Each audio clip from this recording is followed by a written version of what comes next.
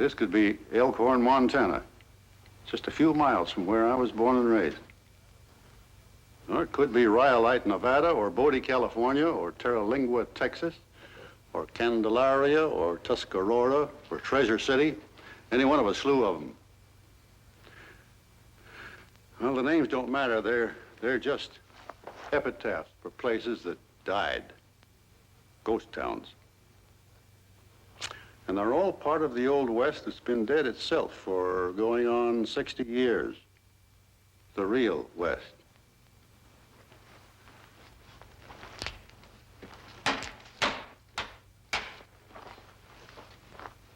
And that was a big piece of country. It stretched, some said, from Beelzebub to breakfast. But if you drop a line down the 100th meridian like this, everything on this side of it, with an annual rainfall of less than 20 inches, that was the West. The worst, some called it, said all it lacked to be paradise was plenty of water and society, which, of course, is all they lack in hell. The real West lasted only about 40 years. It took place between two go-and-get-its and two hoops and a holler. And what went on in between was the whole westward movement. They called it the greatest mass migration since the Crusades. But the real West wasn't where or when, it was who. It was people, real people. They were pioneers and builders and destroyers, and all of them restless and dissatisfied. The contented ones stayed in the East. And those who wested, Bret Harte said, were those who needed a fresh deal all around.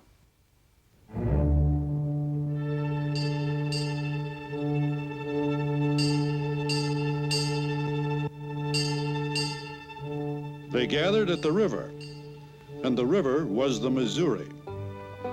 The gathering places were St. Joe and Westport Landing, Leavenworth and Omaha, Fort Smith and Independence.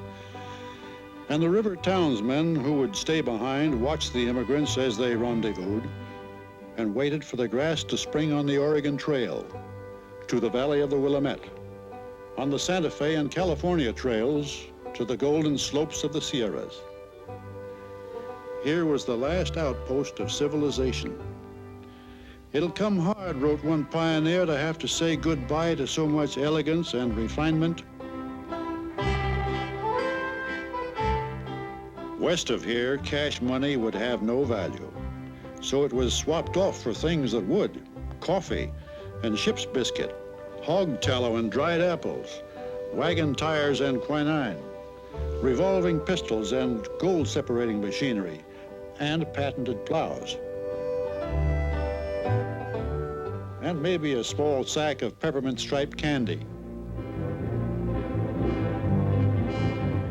Trains of wagons were formed up and organized into emigrant companies. Many of them pooled their resources and sold shares of stock, had their own bylaws and officers. Articles were drawn up and signed by members who had to swear that they were industrious, not addicted to cards, strong drink, or profane language, and of sweet and peaceable disposition. Many men signed with their real names.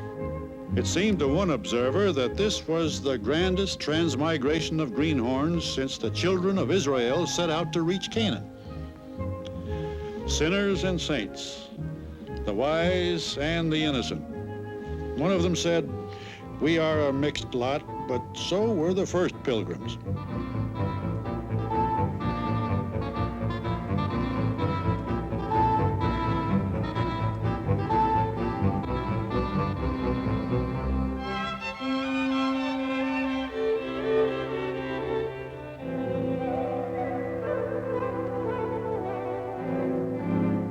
Most of the new pilgrims would take nothing with them but hope and whatever could be stowed in the wagon. And a few took nothing with them but memories of places they would never see again. Like 3 Ohio teenagers running away from home to find gold and fight Indians. New Jersey newlyweds off to build a nest in the New Eden. A Hartford widow hoping to find a new husband and father for her children. A Charleston pianoforte maker deserting his wife and his creditors. A foreclosed York State farmer looking for greener and unmortgaged pastures. A Mississippi Monte dealer seeking fatter fish and less troubled waters. A seminary graduate looking for an uncultivated vineyard in which to labor. And to lead them all into the wilderness, they would engage a professional wagon master with the authority of a sea captain and the honorary title of major. These, then, were the ones who went west. They and thousands like and unlike them. They went in wagons and carts and buggies, and some walked all the way. More than 2,500 miles. They had three basic motives for going: to get something, to get away from something, and just to get there.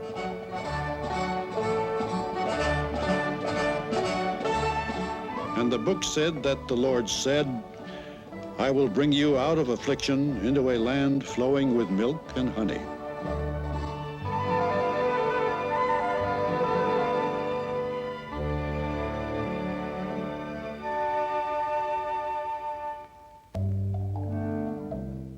The Overland Trail, the longest road in history, was a river of white-topped wagons. "We haven't seen either end of our train in 18 days, wrote one immigrant. The teams of those ahead of them had eaten most of the trail grass, so they had to feed their oxen and horses and mules on precious grain they'd saved for the desert.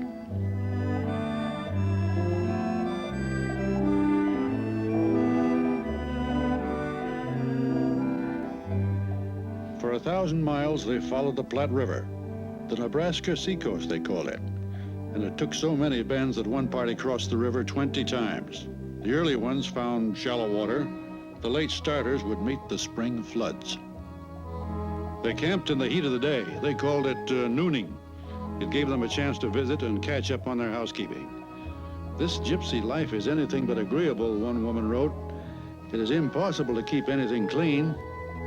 Cooking and wash water were scarce and often harsh with alkali. Baby towels must be put on while still damp, a mother complained.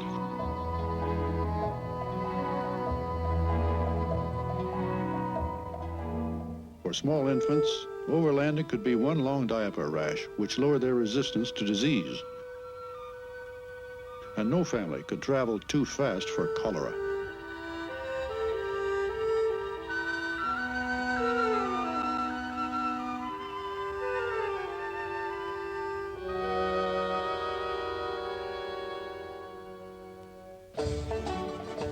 Immigrants' guidebooks were reassuring.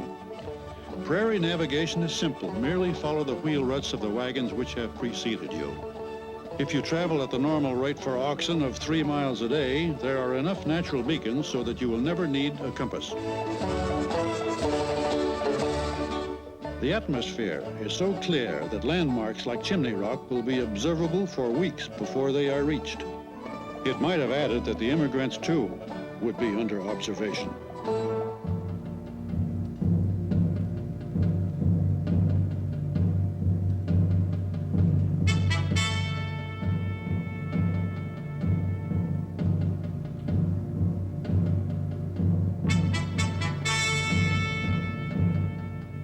The first sight of Indians kindled fears of feathered and fiery death. For the women, a fate worse than death. The immigrants were indignant to discover that even the friendliest tribes considered them not pioneers, but trespassers. They parley only to extort outrageous tribute for grass and firewood and the loss of some game frightened by our wagons. They are friendly only so long as it serves their purpose, and only if you are well armed and look resolute. How long will government tolerate these savage impediments to progress and industry? It is 3 months since we left independence. Hardship and disease have cruelly reduced our party. The aged and very young die first. The women persevere best and set a brave example. But our journey is only half made. Who of us will complete it? Where the Snake River joined the Humboldt, the trail split. Here they had to choose between the desert and the mountains. The high road was the shortest as the crow flies, but it was mostly eagles which tried it, and the clumsy, top-heavy wagons which struggled to reach the passes before they were wintered in. They had to hurry to beat the first snow, and to avoid the fate of the Donner Party, 45 of whom survived only by eating the bodies of the 36 who didn't. Over the Wind Rivers, the Bitterroots, the Wasatch, the Panamints, the High Sierras, beyond every mountain, it seemed, there was another mountain.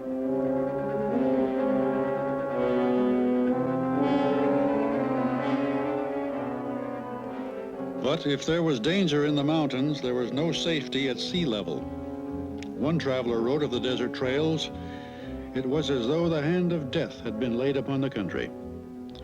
Where it was Apache country, death had a few extra hands.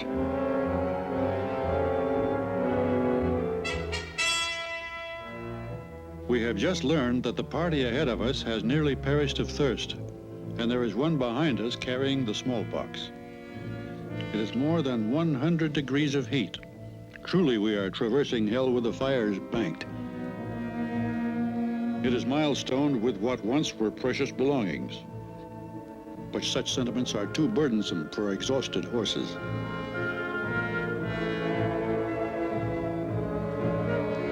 Our map promised that at this place we could find good grass and water, but it lied. The grass was poisonous and the spring was dry. Another company had traveled 80 miles without water, then almost drowned in a cloudburst. Their stock stampeded and their wagons, the wood desiccated in the heat, fell apart.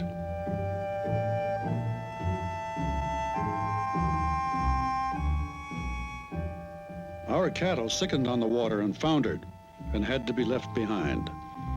But ours was not the only loss. Dead animals averaged 100 to the mile.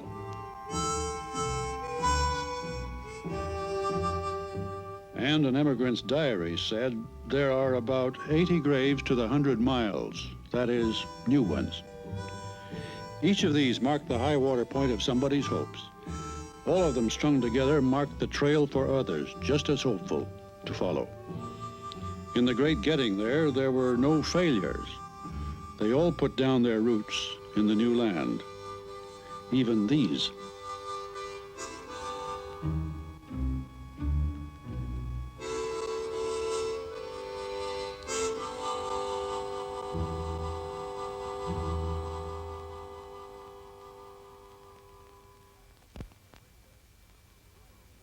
If the way west was a river of wagons, then the strongest current was the gold rush.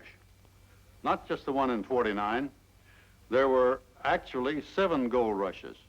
More than that if you count the runs for silver, gold and silver, copper.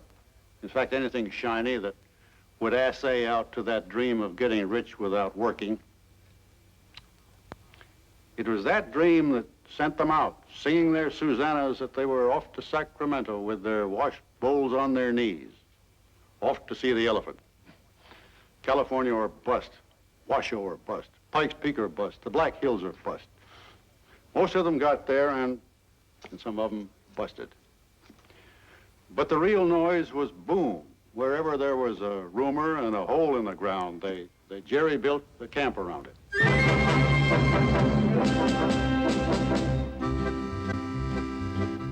And they christened them Brandy Gulch and Piety Hill, Hell's Delight and Gougi, Never Sweat and Swellhead and Petticoat Slide, Romeosburg and Julietsville.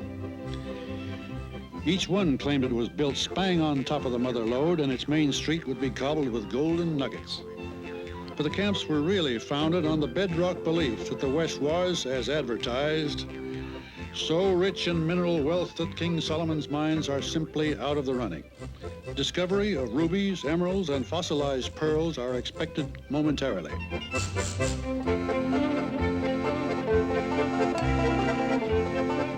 In the meanwhile, of course, the town could always mine the miners.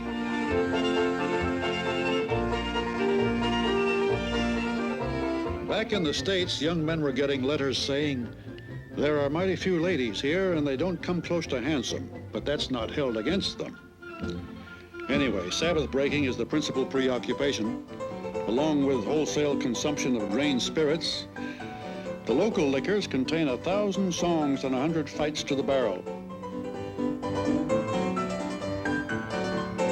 Sell your mule, Bill, burn your farm, and rent your church pew, and come out here where things are doing. Everyone should be a millionaire.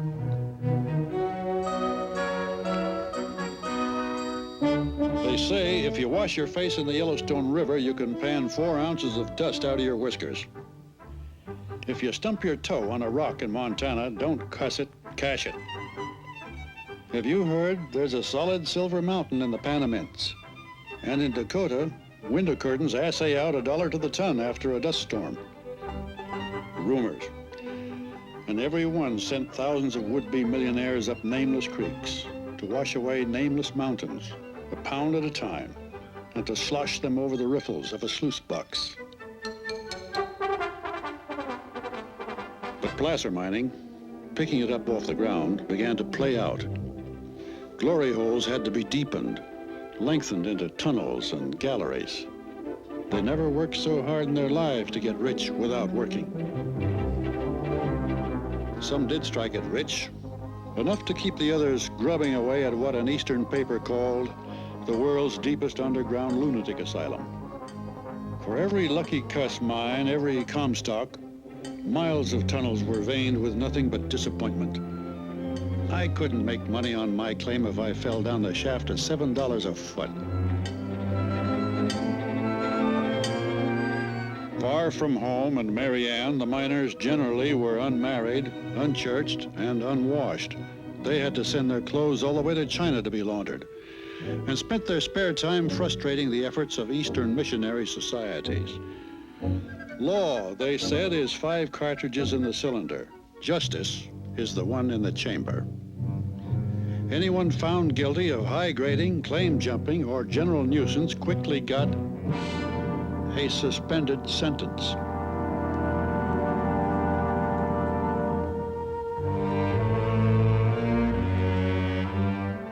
High-grade ore became harder to extract with just a tin pan and a sharp stick. It began to cost money to make money. Mining companies, capitalized in the East, moved into the diggings. They imported complicated machinery, stamp mills, and refining equipment, and a new breed of hard rock miner. He was usually a Cousin Jack, an immigrant Cornishman, a professional. He dug for wages and he worked in shifts. For the first time, men were being paid to come west. When they started mining with the fire hose, hydraulicking out the low-grade ore and sending the pile back east to be spent by stockholders, it was time for the jackass miner to move out. Besides, the true bonanza was really over the next mountain where the grass was a little bit greener. The mule's tail was the prospector's compass, and all they had to do was follow, and it would lead them to the golden boulders of the Madre de Oro. Then there was always the solid silver mountain. Slide down it on a sharp runner sled and gather up the shavings. And the ghost mines, the Lost Dutchman, the mislaid peg leg, the phantom Peralta. Somebody had to search for them. Beyond the next rise, into the next valley, was always El Dorado. The mule would find it. The man would know it. And through it would be flowing a river of pure gold. If the prospector was always looking for greener grass, then so was the cattleman. He grazed his herds wherever the grass grew and the water was good, and the range was open. He could overgraze and overstock and generally go broke about any time he wanted to. So he got the reputation of being absolutely independent, and it was sometimes true. The stockman was pretty hard to cork. It wasn't healthy to call him a cattle farmer, which he was, or his paid help, hired hands on horseback, which they were. They considered themselves individualists, and if you threw one of them in the river, he'd just naturally float upstream. Well, they didn't have much use either for big business or big government. These were Eastern things, and they regarded the East with the same scorn that the Easterner regarded Europe. You put a man like that on horseback, and he's in a position to look down on everyone else. A man afoot, they said, is no man at all. And they had downright contempt for any labor which couldn't be performed from the hurricane deck of a cow pony.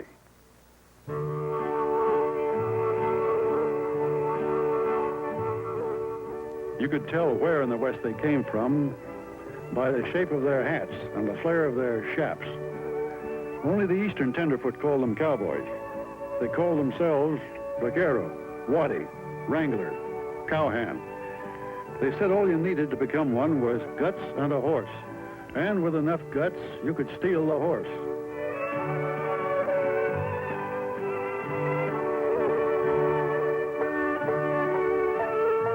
A ranch was just a cattle farm. It could be so big you had to grease the wagon twice to get from the front door to the front gate. Or just a cap and ball outfit held together with wang string and a mortgage. Either way, it was a magnet for the kind of kid who used to run away to sea. A Texas newspaper complained, there is hardly a boy learning a trade or reading for a profession west of the Colorado. As soon as they can climb on a pony, they're off to the prairie to drive stock. Up the Chisholm Trail, the Sedalia Trail, the Goodnight Loving, the Western and the Shawnee. This was the long drive from Texas to the railhead towns of Kansas and Missouri. A 1,000-mile walk to the market to deliver a herd of dimly domesticated beef. The Longhorns were as treacherous as the backlash of a bullwhip. Later, the breed was white-faced and nimple-kneed, but spookier than a wing-busted bird in a cat country. The swing riders rode double the distance by rounding up strays, and the point rider never knew when his hat'd blow off and stampede the whole herd up his shirt tail before he could spit and holler howdy. If you rode drag, you ate dust all the way. For these labors, they were paid, one recalled, damn few money and a hell of a lot of beans. Our chief recreation was cussing the man whose boots the cook brewed the coffee in.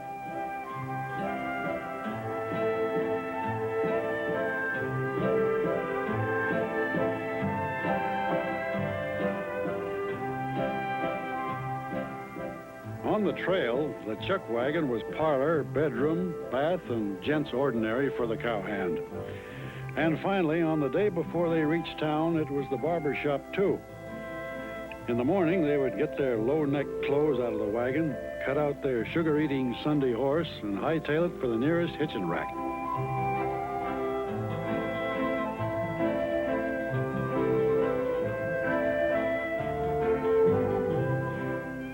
For months, they had slept on prairie feathers with only a backbone for a mattress. For the next week, they figured on not getting to bed at all.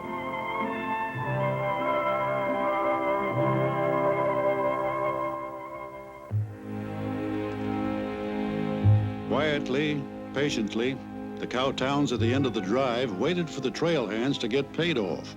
A newspaper described one as the rendezvous of all the unemployed scallywaggism in 7 states. Her code of morals is the honor of thieves. Her principal business is polygamy, and decency she knows not. Her only visible means of support is rowdyism, and 17 saloons furnish the inspiration for it.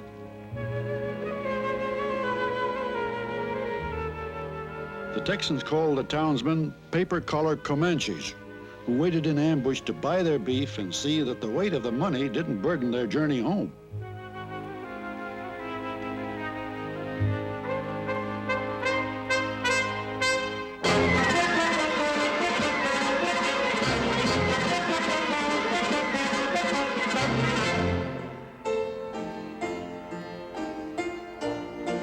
Hoorahing a town was a semi-competitive indoor sport.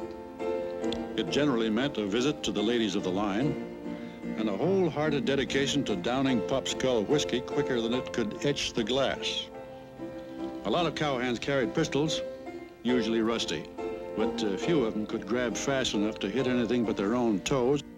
Trouble usually came when unreconstructed Texas rebels played cards with Yankees who thought the North had won the Civil War. A re-examination of First Manassas through Appomattox, plus the slimmest suspicion of a bottom deal or a cold deck, was quite apt to bring down the hammer on 40 grains of black powder.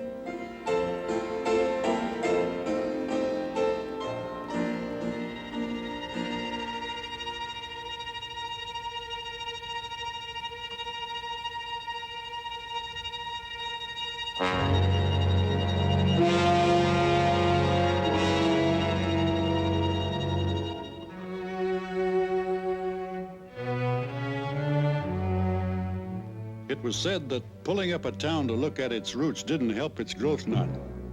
Besides, it rattled a dealer and was bad for business, which wasn't appreciated if the principal dealers were also the police force. Dodge City's Peace Commission boasted 3 notorious professional gamblers. Except with cards, none of them was a quick draw artist. Take your time and don't miss. That's what Bat Masterson said.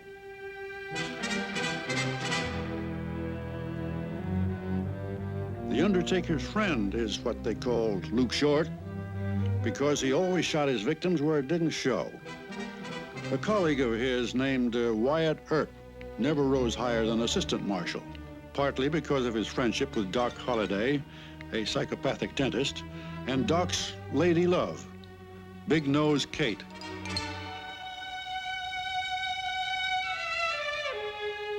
Wild Bill Hickok, the long-haired marshal of Abilene and Hayes, made his headquarters in back of a bordello and gloried in his legend, which he invented himself. He didn't survive to enjoy it, but the myth of the two-gun Galahad did. The dime novel invented a whole cavalry of glorified ambush artists.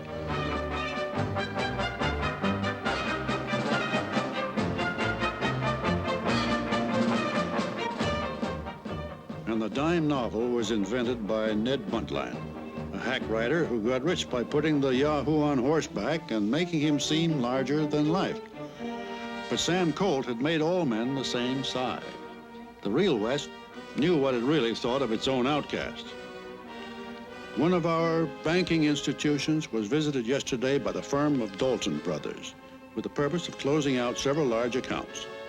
When the transaction was completed, they had been paid in full with interest compounded.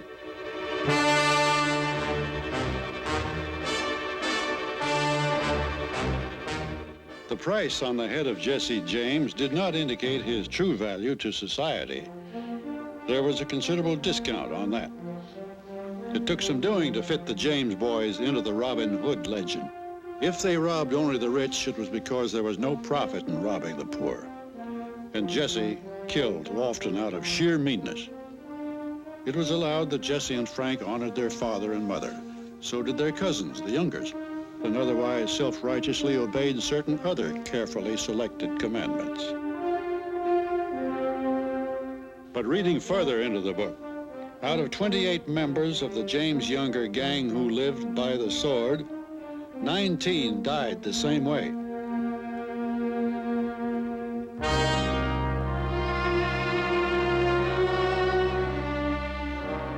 The Hole-in-the-Wall gang, there was another over-publicized pack of pariahs. And their ending made a liar out of Ned Buntline, too. They followed an older text. With what measure ye meet, it shall be measured to you again.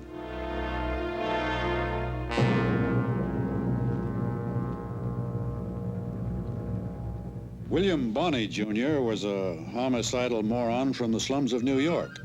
Before he was killed, he had murdered a man for each of his 21 years and left nothing behind but a myth. They called it Billy the Kid.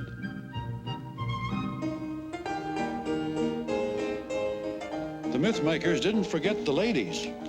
The fairest flowers of the prairie, they called them. What tickled the Westerners was that they were usually referring to such charming specimens of Eve's flesh as Big Minnie. Blonde Marie, Crazy Horse Lil, and Madame Mustache. And there was Martha Jane Canary, an excessively soiled dove, known at a safe downwind distance from history as Calamity Jane.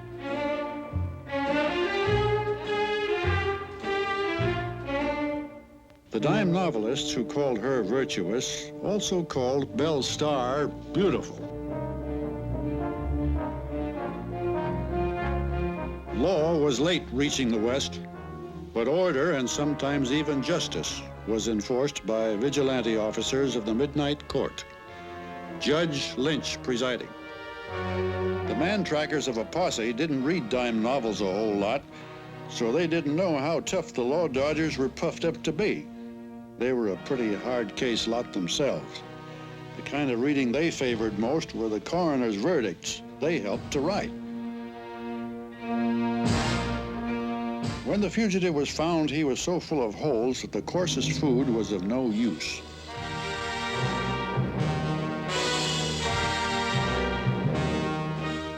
Cause of death: stoppage of the breath occurring while guest of honor at a meeting of the Uplift Society. Died of a fall when the platform on which he was standing suddenly gave way. It was finally becoming unfashionable to die with your boots on.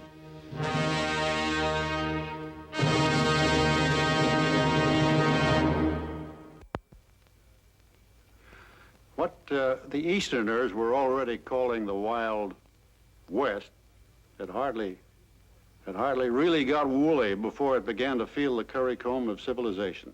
For one thing, too many men had burned too many beans. The winter seemed longer and the lonesome seemed thicker. So they wrote home for Mary Ann. And when she arrived, by the thousands, respectable and strong-willed, she said, "We've got to make this a fit country to raise kids in." And then the West knew it was going to have to start shaving on Sunday and stop wearing its galluses looped across its butt. Gold-dusted gotten gritty to the taste and was mighty thin nourishment. And a can of peaches looked real good to a man who had been on a steady diet of his own or his neighbor's beef. Trade was the real civilizer. So in the East, they put wheels on cash and credit and rolled them across the wide Missouri.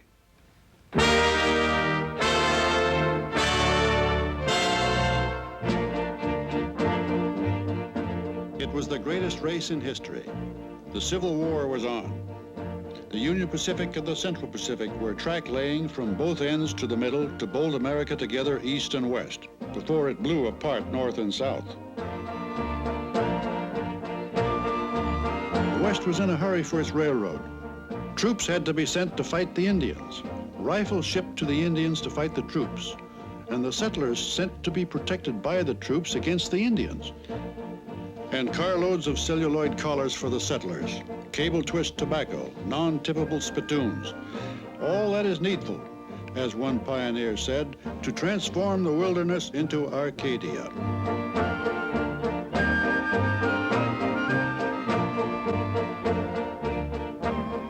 The Indian called the railroad "Plenty Wagon, No Horse." He watched it cutting his land in two and only hoped it would hurry with those rifles.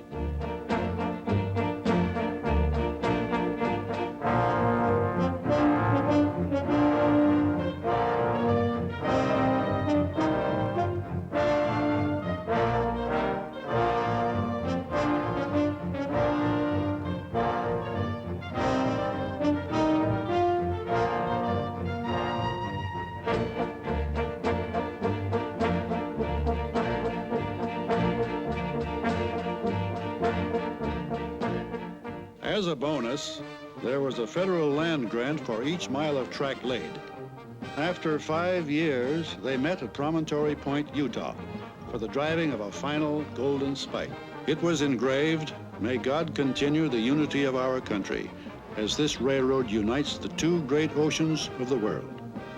The Central Pacific president missed the spike and hit the rail. The Union Pacific president hit his own shin. Somebody in a sweaty undershirt got the two oceans properly joined. Said one celebrant, "All I remember is that there was a great abundance of champagne." Now the West was really open for business. To populate its right-of-way with customers, land which the railroads had gotten for nothing was sold cheap. Some of the best farmers in the world, fugitives from Russian and Prussian tyranny and Irish famine, flocked over to take through trains without a change of cars to that land of milk and honey. There was free land, too. The Homestead Act opened millions of acres of prairie to anyone who could prove up on it. Uncle Sam bet them 160 acres of land that they couldn't live on it for 8 months, but most of them stayed. They built their homes of sod, Nebraska marble they called it, and they fueled their fires with buffalo chips. Life wasn't easy for these sodbusters. For a pioneer woman, it could be a long day. Rose about 5, got my housework done, baked 6 more loaves of bread, made a kettle of mush, put my clothes away and set my house in order. 9:00 p.m. was delivered of another son.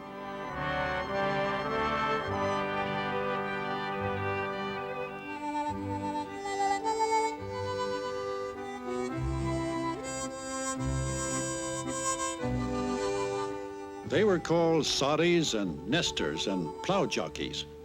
They raised hardy crops and sturdy children. They put the roots down deep because they were the ones who came not to rape the land nor rob it, but to make it rich and harvest the fruit of it, and to make it rich again.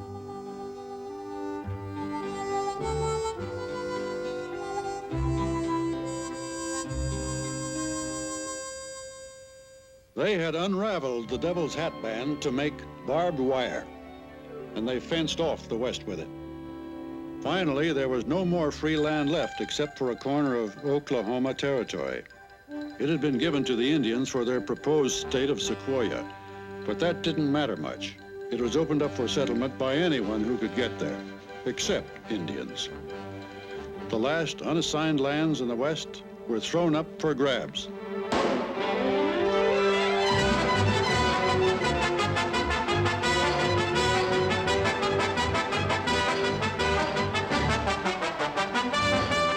$50,000 land seekers showed up. The legal ones were boomers. Sooners were the ones who sneaked in the night before. Many were speculators who staked out claims not to settle on, but to sell. Claims are protected here in 2 ways, they said, by lever action and by legal action. But Winchester litigation was nearly out of style.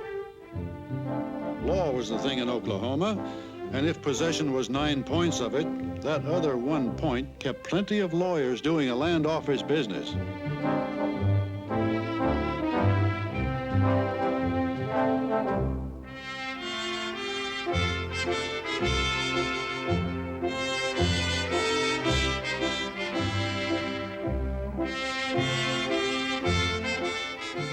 The great outdoors was gridironed into town lots. The people of the wide open spaces had used up the land and started to huddle together. City life would make it easier to acquire material wealth, communicable diseases, and culture.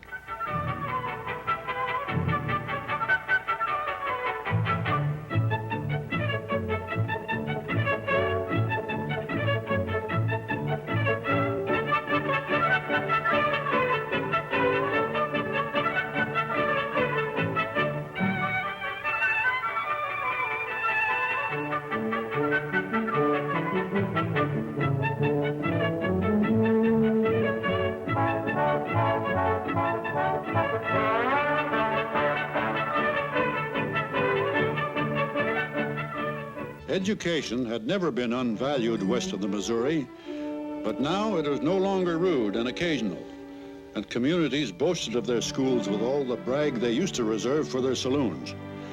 And they were in God's country. That they knew, and most of them admitted it and were grateful. So they built him a house, the best in town.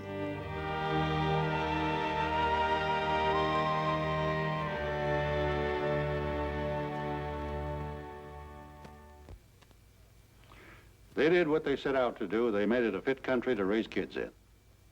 And when they did that, the westward movement was over. At one time, 1 out of every 100 Americans was involved in the opening of the West. There was glory in what they did. Just in getting there, there was glory. But there was tragedy, too, because someone was there first.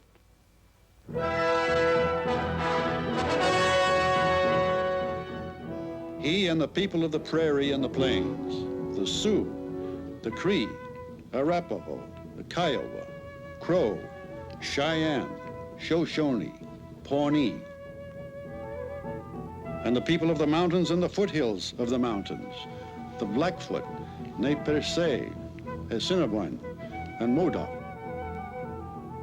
and the people of the desert and the dry places, the Ute, the Navajo, the Jicarilla Apache, Mescalero, Chiricahua.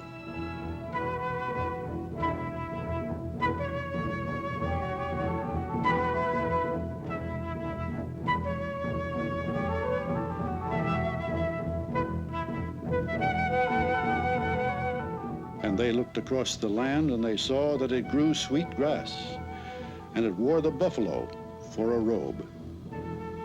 Then the destroyers came and turned it into a slaughterhouse. Skinners took the hides by the 1,000 ton and left the meat to rot. The meat hunters came, took only the tongue and the hump, and left the rest to rot. Then the sportsmen, they killed and left it all to rot. And when there was nothing left, the Indian wondered whose bones next would be gathered by the scavengers. And the soldiers came and wondered the same thing. They drew down $13 a month and sang, "We're marching off for Sitting Bull, and this is the way we go. 40 miles a day on beans and hay in the regular army, oh." The Indians called him Dogface, Wagon Gun Soldier, and Heap Walk Man. And he wondered, what was he doing so far from home? And like soldiers everywhere, he passed the time drilling and housekeeping and waiting for something to happen.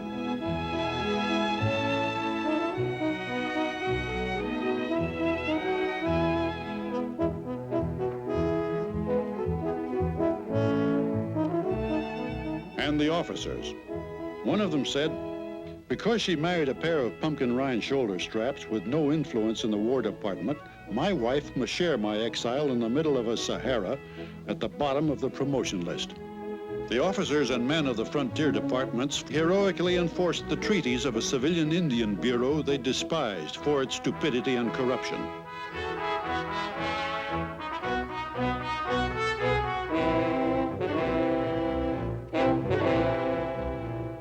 Of one peace commission, Sitting Bull said, "I would have more faith in the grandfather in Washington if he did not have so many bald-headed thieves working for him." But the Indian's crime was greater. He was in the way.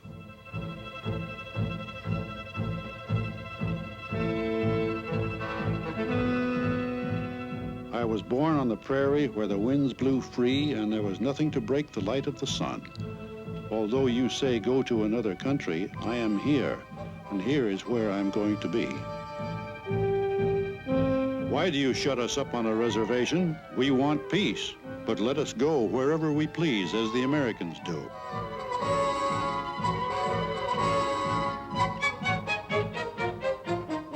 The white man has the country which we love, and we only wish to wander on the prairie until we die.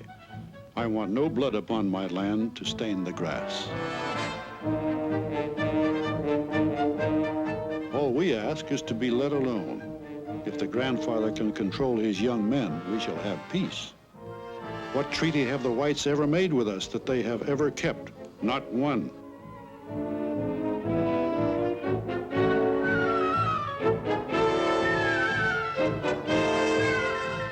Tell the grandfather at Washington not to let the white man come into our country. That is what they promised in their treaty.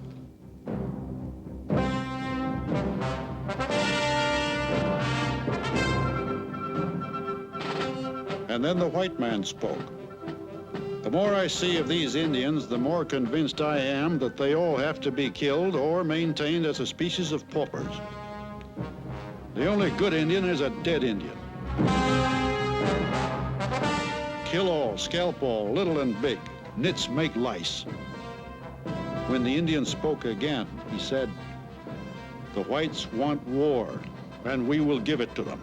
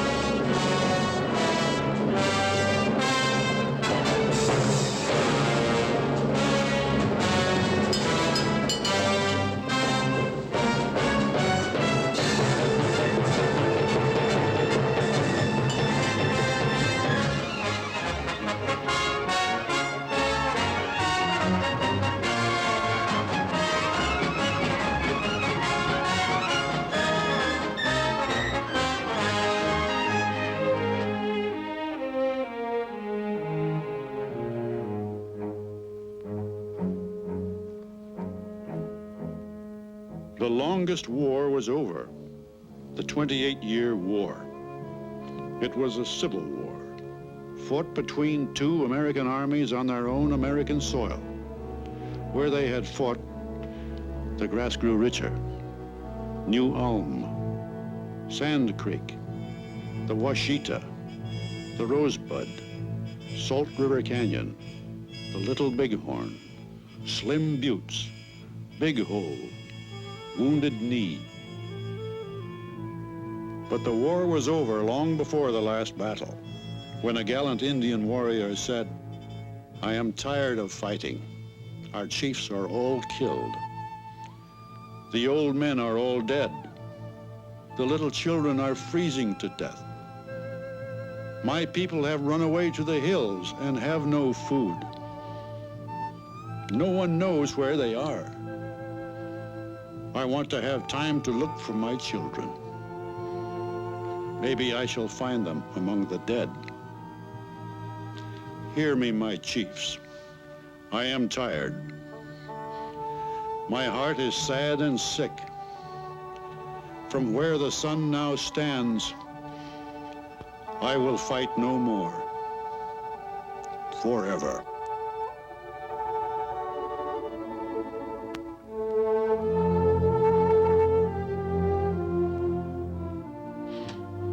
The real West. It lasted only 40 years, and then it was finished. If it's a good land and it grows good people, it's because it's been irrigated by a lot of sweat and spit and blood. Tears have fallen on it too, and a little snakehead whiskey. An old-timer said it best, "It's big and pretty now, all right, and I helped build it. But by damn, wouldn't it be fun to tear it down and start all over again?"